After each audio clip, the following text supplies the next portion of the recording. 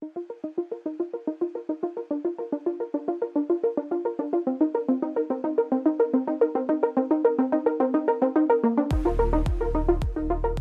there, I'm Tyson Seburn, and I've been part of the English language teaching profession in different contexts and roles since the late 90s. I began my journey in Seoul, Korea, with a lifelong desire to become a teacher. After my undergraduate degree, going abroad was a very attractive option to start this path.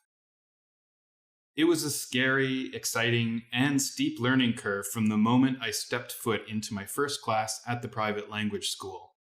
I was given 2 course books, a class list, and an opportunity to follow a teacher around to their classes for 2 days. Then it was my turn to start teaching a class of 20 adult learners. I knew the basics of lesson planning, but not much of the why. Some colleagues said, "I don't write out anything. I just go with the flow." Others wrote down absolutely everything. There was little consistency, and so for me, lesson planning was very time-consuming during those first few months. Early on, I spent hours reviewing coursebooks and organizing every minute to feel prepared.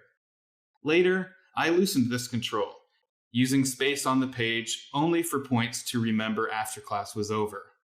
I didn't fully understand the potential power of lesson plans, but I loved them nonetheless. As time went on, I focused more formally on curriculum and teacher development. I pursued a master's degree in educational technology because it was an area of lesson planning where I lacked theory and background. I took teaching roles and writing projects where I could pursue these interests. I'm a materials writer for entire courses with many teachers who use my materials. I'm a curriculum coordinator who oversees how several courses connect and support each other. I'm a teacher educator who helps all types of teachers find ways to evolve.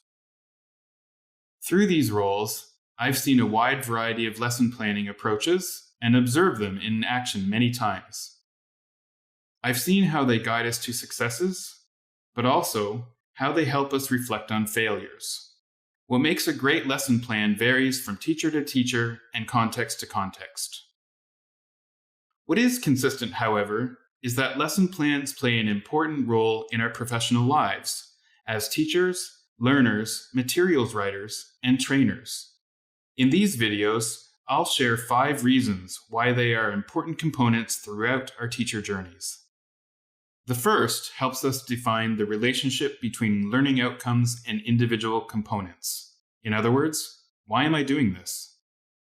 The second explores how they improve our ability to explain what we do with our learners to others who need to know. The third emphasizes how lesson plans contribute to our preparation, but also value flexibility.